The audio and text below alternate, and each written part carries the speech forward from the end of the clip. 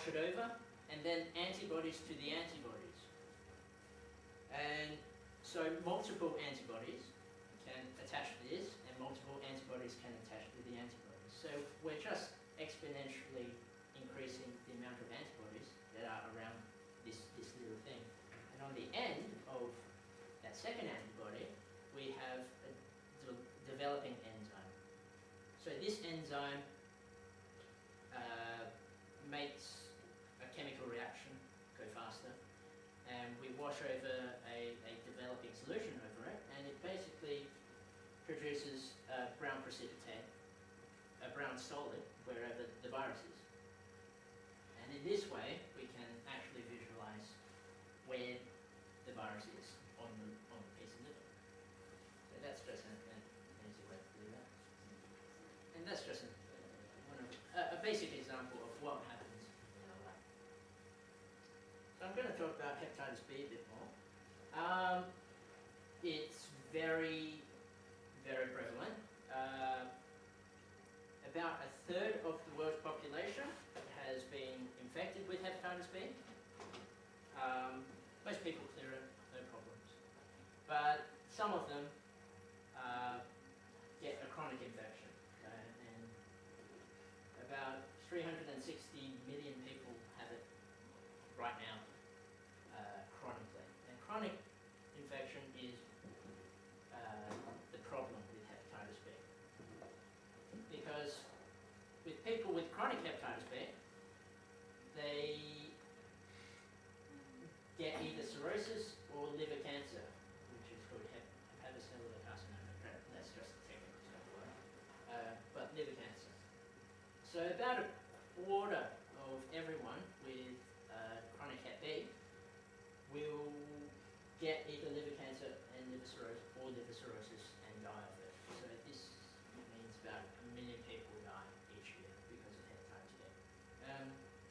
What we're trying to do in the lab is look at what happens, well, what I'm trying to look at is what happens between here and here.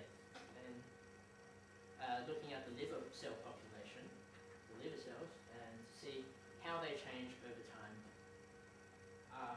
to make this happen. Some of the other people in the lab are looking at why some people get rid of hepatitis B and some people get chronic infection. So different people in the lab are looking at different things about hepatitis B. I think I'll stop there because my time is almost up. If you want, I'm just going to spruik my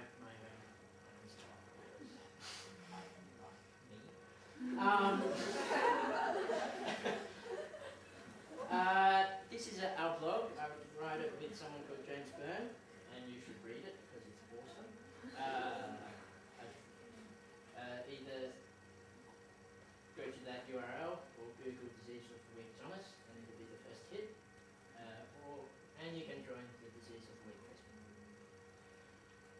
If you want more information about Uni of Adelaide stuff, the career stuff, I've got some literature here, or you can go to the web address. Thank you.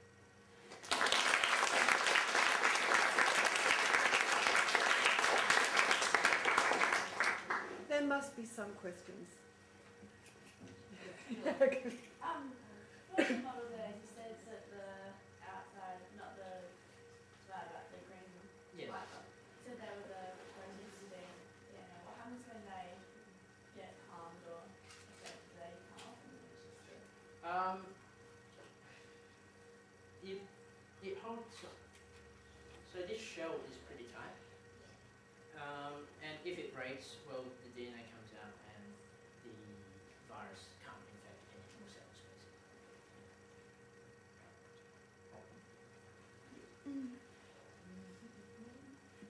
Anyone else? Yes. Have you found anything so far about what happens between the stage of healthy and A little bit, but not much.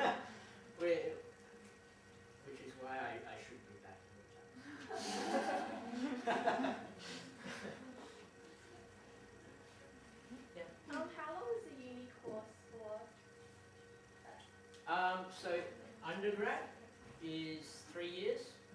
So I did, honours is an extra year on the end of that. So undergrad is mostly coursework. It's going to lectures, doing assignments and whatnot. Honours, in sciences at least, is research-based. So you basically go to a lab somewhere and you work on a project and you find out new information that no one has ever seen before. All done in 1 year. Then you do a PhD, which is about 3 years, and that's a more involved process of honours. If you get it and you don't, like, to prevent yourself from getting cancer, do you have to do anything once you know you have it, or do you just, is it just luck? There are ways to deal with it. There are antivirals that you can take, and that makes the virus not be able to replicate it as much, so there's not as much damage. But that doesn't prevent cancer. People can still get cancer even if they have antivirals. That's the problem with hepatitis B, if there actually is no cure at the moment. So people with chronic Hep B, they have it for life.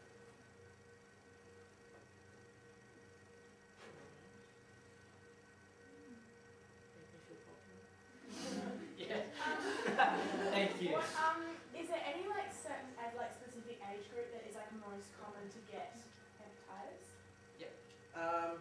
So most of the chronic infections happen from pregnant mothers with hepatitis B give it to their children during the birthing process. It actually doesn't get to the fetus in the uterus. So if you're infected as a baby, you have 90% chance to have a chronic infection. But as an adult, if you're infected or exposed to the virus, there's about, the roles are switched. You have a 90% chance of clearing, and we don't know why that is. We're still looking. When you're a baby, the infectious dose is about 10 virus particles. So a typical person with hepatitis B has about 10 to the 9 or greater of these particles per mil of blood. So each person has enough virus in them to infect the whole world over about 6 times. So that's why it's so easy to spread. Yes.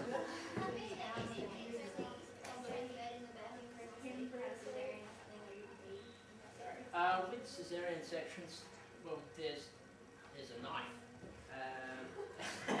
and there is some risk of actually transferring the mother's blood to the baby as well. Because you don't even drop. Yeah, You might not even see the amount of blood. Exactly. They're spreading it. So what they do for pregnant women with hepatitis B is put them on those antivirals so that there's less virus in the blood, so there's less chance. I learned a lot today, girls, and I can tell from your responses that you did too. Some of you really got quite excited. So, we have a little present for you, Thomas.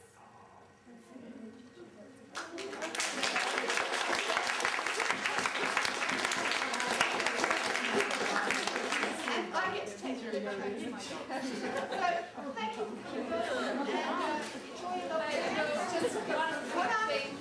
Sorry, girls, Mrs. Naslett, who would have taken you for the study period this afternoon, is really keen that I make sure I take the roll, and there are a few people who are missing. I haven't actually cited.